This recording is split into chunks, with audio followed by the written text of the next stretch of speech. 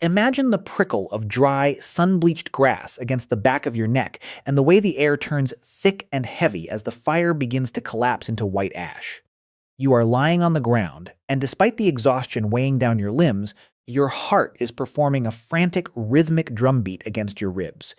Every crackle of a cooling ember sounds like a footfall.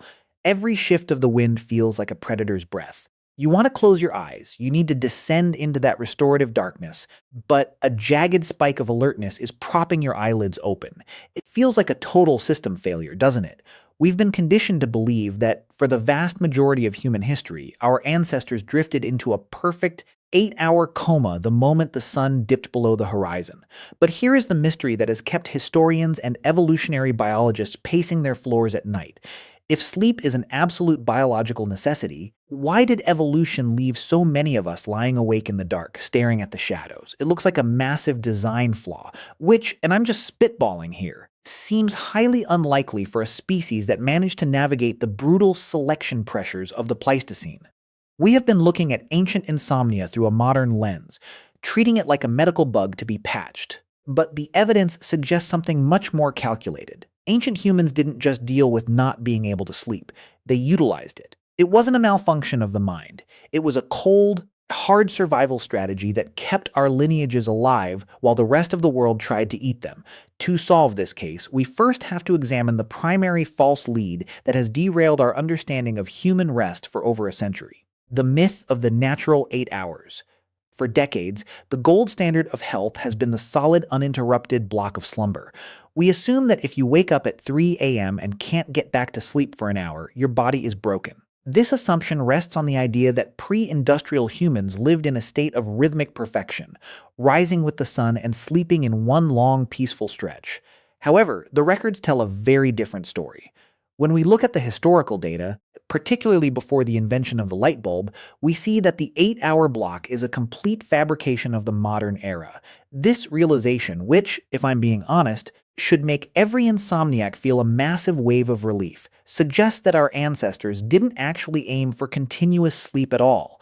The first major breakthrough in this investigation came from Dr. A. Roger Eckhurch, a professor of history at Virginia Tech, who spent 16 years digging through the archives of human history. He wasn't looking at medical journals. He was looking at diaries, court records, and literature from the medieval period all the way back to ancient Greece. What he found was a consistent, repeated reference to something called first sleep and second sleep. It appeared that for thousands of years, the standard human sleep pattern was biphasic. People would lie down for about 4 hours, wake up for a watch period of an hour or two, and then fall back into a second 4-hour stretch. During that middle gap, they weren't frustrated or reaching for a bottle of pills. They were active. They prayed, they talked, they smoked, and in many cases, they visited neighbors. The problem of being awake in the middle of the night wasn't a problem at all. It was the most productive and social part of their day.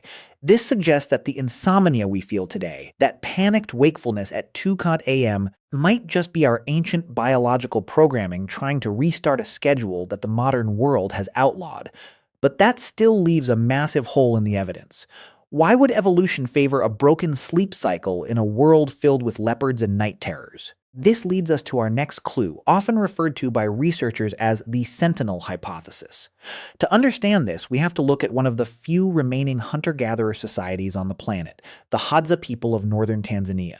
In 2017, a team of researchers led by Dr. David Sampson of the University of Toronto spent 20 days tracking the sleep patterns of 33 Hadza villagers using actigraphs, essentially high-tech movement trackers.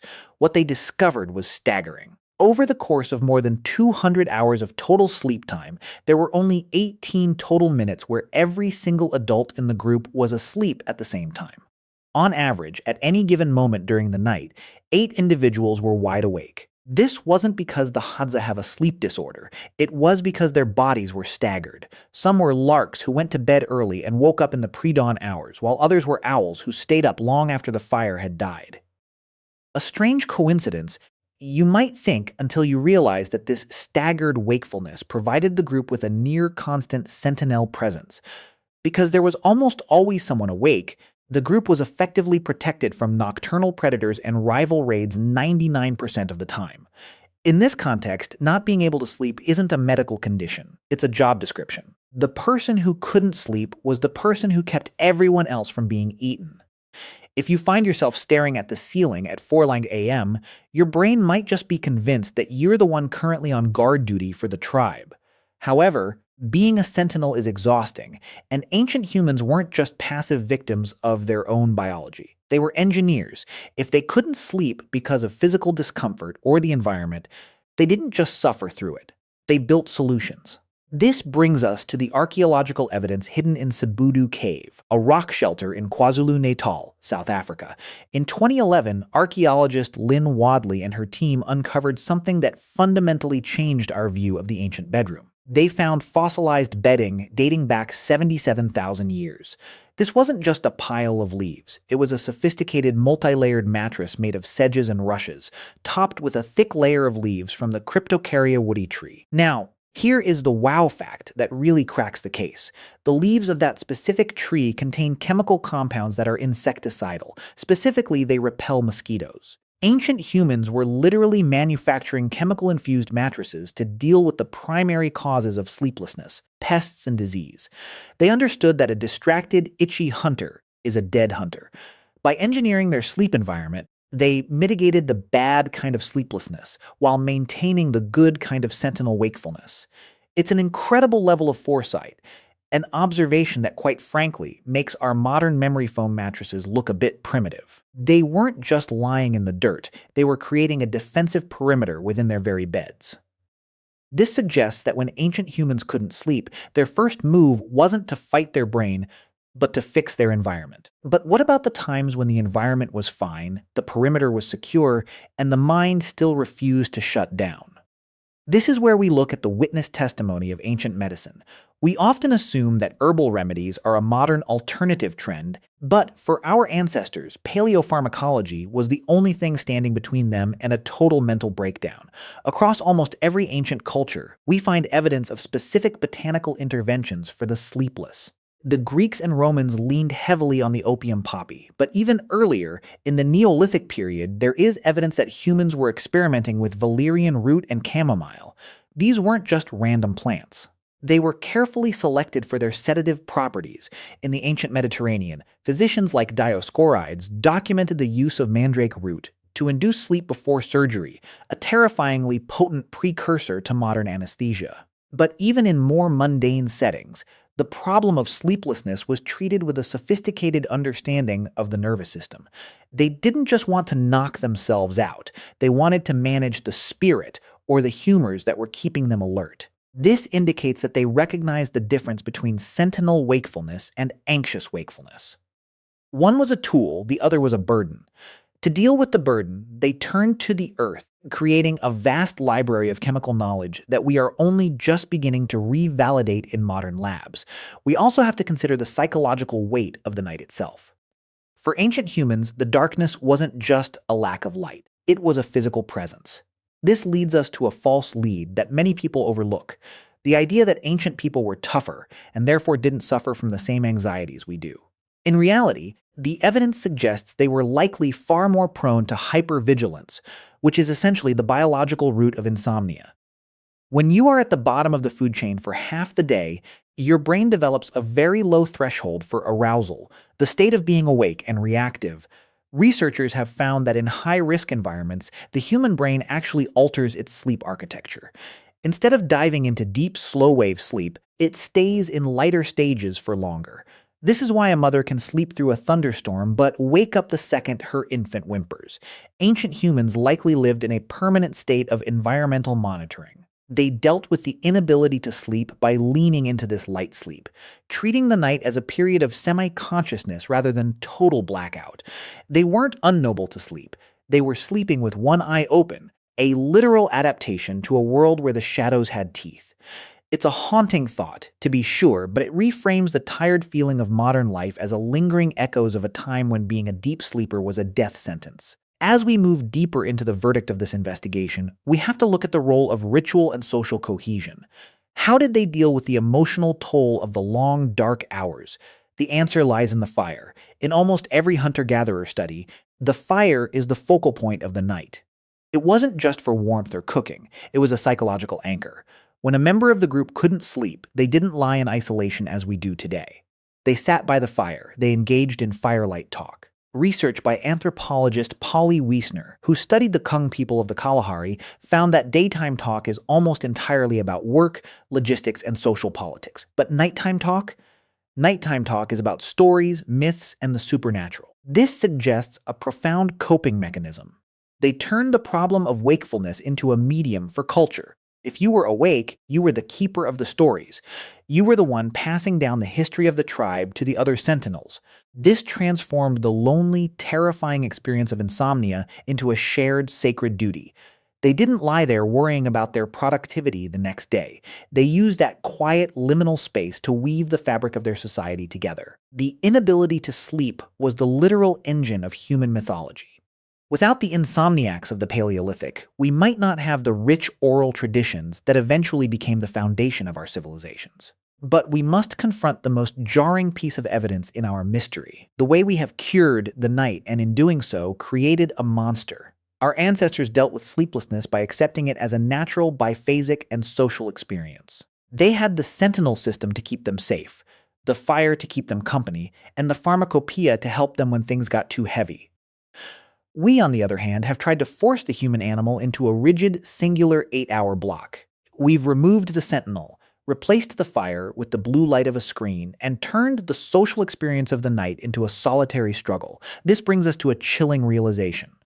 The insomnia we are fighting today isn't a new disease. It's the ghost of our survival instincts, screaming because it has nothing to guard and nowhere to go. We have optimized the world for the larks and the owls who can conform to a 9-to-5 schedule, but we have left no room for the watchers. The evidence from the Hadza, from the Sabudu cave, and from the archives of medieval Europe all points to the same conclusion. Humans are not designed to sleep in a vacuum. We are designed to sleep in a shifting, dynamic, and partially awake collective. The verdict of this investigation is clear. Ancient humans didn't suffer from an inability to sleep in the way we do because they never expected to sleep perfectly in the first place. They saw the night as a divided territory, part rest, part watch, part ritual. They used their wakefulness to protect their families, to craft their mattresses, and to tell the stories that made them human.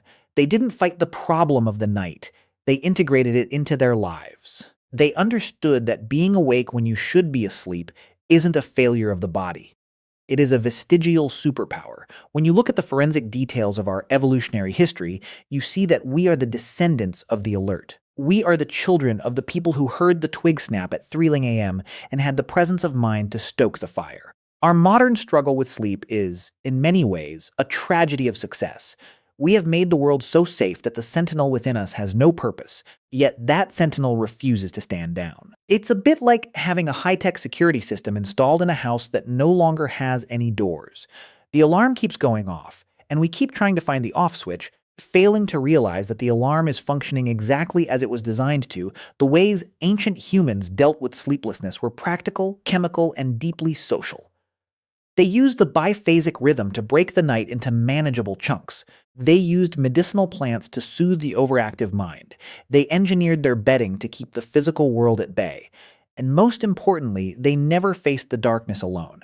They were part of a staggered, overlapping network of consciousness that ensured someone was always looking out for the group. We have traded that collective security for individual privacy, and we are paying for it with our rest.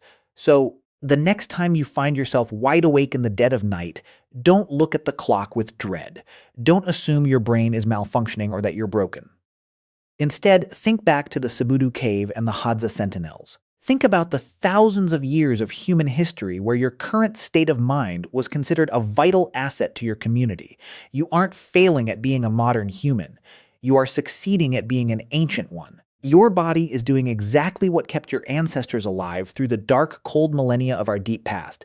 The mystery of why we can't sleep isn't a mystery of biology, but a mystery of environment. We have changed our world faster than we can change our DNA. We have built cities of glass and light, but inside our skulls, we are still sitting around a dying fire, listening for the sound of a predator in the tall grass. We have tried to domesticate the night, to turn it into a sterile block of off time. But the human spirit doesn't have an off switch. It has a watch mode, and for many of us, that mode is still very much active. The ancient solution to sleeplessness wasn't a pill or a weighted blanket. It was the realization that the night was never meant to be a period of total absence. It was a time of heightened meaning, of connection to the supernatural, and of shared vigilance. Our ancestors dealt with not being able to sleep by making sure that being awake meant something. They didn't waste the hours staring at a wall. They spent them looking at the stars, talking to their gods, and keeping the fire alive for the people they loved. They turned a biological burden into a cultural foundation. This brings our investigation to its final, sobering point. We often ask how ancient humans survived without the comforts of the modern world, without the perfect mattresses and the sound machines and the blackout curtains. But perhaps the real question is how we are expected to survive without the things they had. How do we endure the night without the sentinel, without the firelight talk, and without the understanding that our wakefulness has a purpose? We have solved the problem of the darkness, but in doing so, we have made the night the loneliest time of the day. We look back at our ancestors and see a people plagued by the inability to sleep, but the evidence suggests they were actually the masters of it. They didn't need to be told how to sleep because they knew how to be awake. They didn't see the night as an enemy to be conquered, but as a territory to be inhabited. Their insomnia was their protection. Their restlessness was their resilience, and their broken sleep was the very thing that ensured the human story didn't end in the shadows of a cave 50,000 years ago. It's easy to feel like a victim of your own mind when the rest of the world is silent and you are the only one left with your thoughts. But there is a profound, almost haunting beauty in the realization that your body is simply trying to do its job. You are part of a long, unbroken chain of watchers who have stood guard over the species since the beginning of time. That spike of adrenaline, that sudden clarity in the small hours of the morning, that refusal of your brain to let go of the world, it's not a defect, it's an inheritance.